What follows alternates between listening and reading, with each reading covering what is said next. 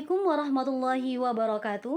Alhamdulillahirabbil alamin wassalatu wassalamu ala asrofil anbiya'i wal mursalin wa ala alihi wa sahbihi ajmain amma ba'd. Pertama-tama, marilah kita panjatkan puja dan puji syukur atas kehadirat Allah Subhanahu wa taala yang telah melimpahkan berbagai macam kenikmatan kepada kita semua, baik itu nikmat iman, Islam, kesehatan, lebih-lebih nikmat kesempatan, sehingga dengan nikmat itu semua kita bisa sama-sama hadir di tempat yang mulia ini. Salam dan salawat senantiasa kita curahkan kepada junjungan kita, Nabi besar Nabi Muhammad SAW, Nabi akhir zaman, Nabi yang mampu membawa kita dari zaman Zahiliyah menuju zaman Islamiyah, seperti yang kita rasakan pada pagi hari ini. Baiklah, perkenalkan nama saya Dian Fadila dari kelas 1B Program Studi Pendidikan Guru Sekolah Dasar Fakultas Keguruan dan Ilmu Pendidikan Universitas Muhammadiyah Mataram. Di sini saya akan menjelaskan dan merangkum materi mata kuliah manajemen berbasis sekolah dengan tema manajemen komponen-komponen sekolah.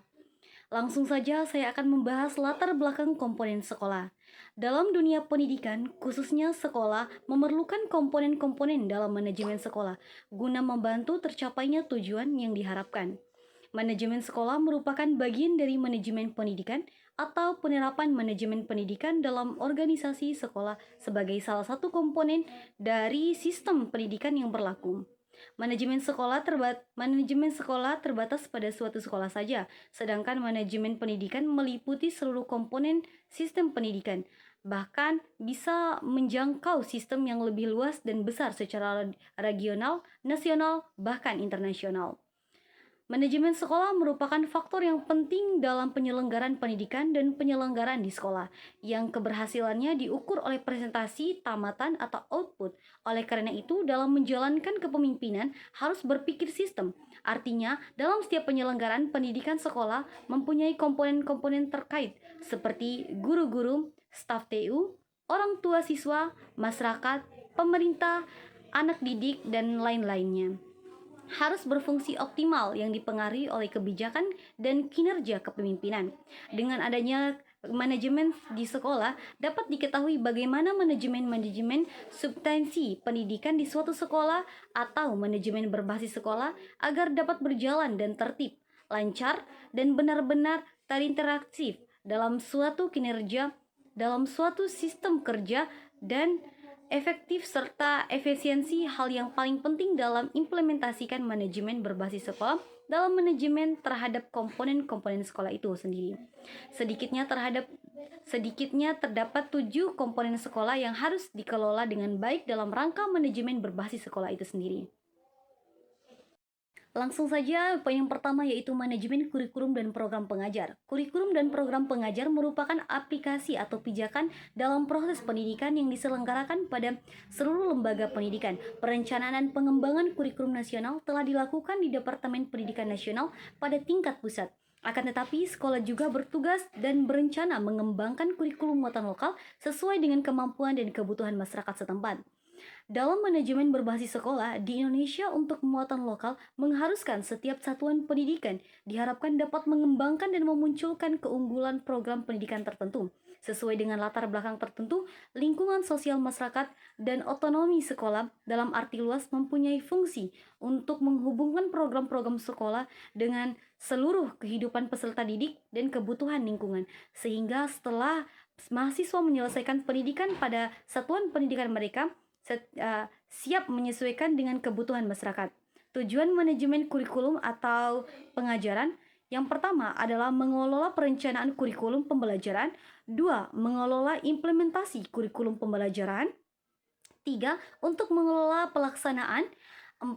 Evaluasi kurikulum pembelajaran, 5. Untuk mengelola kerumusan penetapan kinerja dan pelaksanaan kurikulum kelas atau kelulusan, 5. Untuk mengelola dan mengembangkan bahan ajar, media, dan sumber belajar, 6. Untuk mengelola pengembangan ekstrakurikulum dan non-kurikulum, 7. Untuk mengelola dan menerapkan uji coba untuk merintis pembelajaran yang direncanakan pemerintah setempat atau pemerintah pusat. Baiklah, kita akan memasuki poin kedua, yaitu manajemen tenaga pendidikan. Tenaga pendidikan adalah anggota masyarakat yang mengabadikan diri dan diangkat untuk menjadi penyelenggaraan pendidikan. Sedangkan yang dimaksud dengan manajemen pendidikan adalah merangkai kegiatan menata negara kependidikan dengan cara mencari, menggunakan, membina, mengembangkan, dan memelihara hingga memutuskan kerjaan agar dapat menyelenggarakan suatu pendidikan secara efektif dan efisiensi.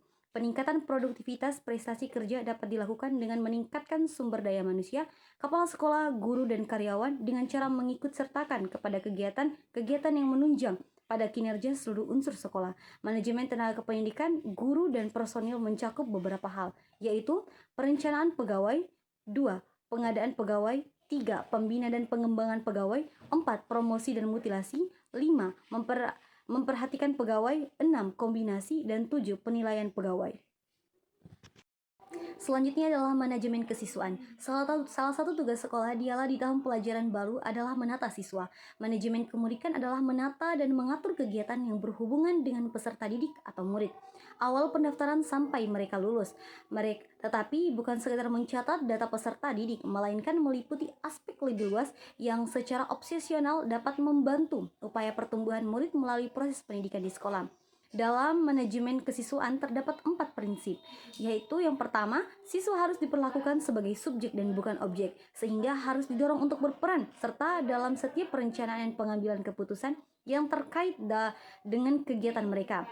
2. Kondisi siswa sangat beragam, ditinjau dari kondisi fisik, kemampuan, instruksional, sosial, ekonomi, dan minat seterusnya. Oleh karena itu diperlukan wahana kegiatan yang beragam, sehingga setiap siswa memiliki wahana untuk berkembang. 3. Siswa hanya termotivasi belajar jika mereka menyenangi apa yang diajarkan. Dan yang keempat adalah pengembangan potensi siswa tidak hanya menyangkut dana kognitif tetapi juga dana afektif dan premotor. Selanjutnya adalah manajemen keuangan dan pembiayaan. Uang merupakan salah satu sumber daya pendidikan yang dianggap penting termasuk sumber daya yang langka dan terbatas. Oleh karena itu, uang perlu dikelola dengan aktif dan efisiensi. Agar membantu tercapainya tujuan pendidikan, pendidikan sebagai esensiasi penghasilan manusia cerdas yang berpengaruh. Sikap dan keterampilan yang dibutuhkan dalam pembangunan suatu bangsa dan penyelenggaraan pendidikan. Keuangan dan pembiayaan merupakan potensi yang sangat menentu dan merupakan bagian yang tak terpisahkan dalam kajian manajemen pendidikan.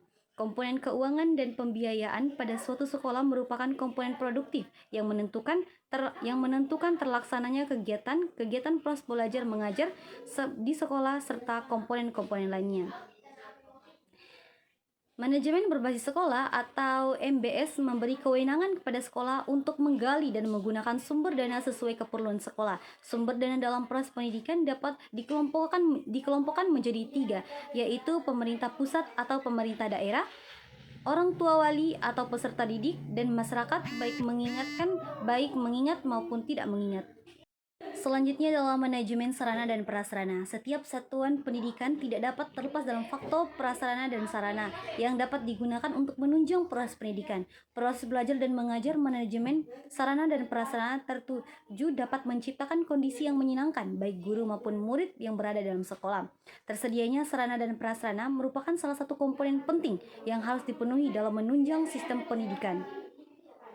Menurut ketentuan, sarana adalah perlengkapan yang pembelajaran yang dapat dipindah-pindah, sedangkan prasarana adalah fasilitas dasar untuk menjalani fungsional sekolah atau madrasah. Sarana pendidikan antara lain adalah gedung, ruangan, kelas, meja, kursi, serta alat-alat media pembelajaran. Sedangkan yang dimaksud prasarana antara lain adalah taman, lapangan, jalan yang menuju sekolah, dan lain-lain sebagainya.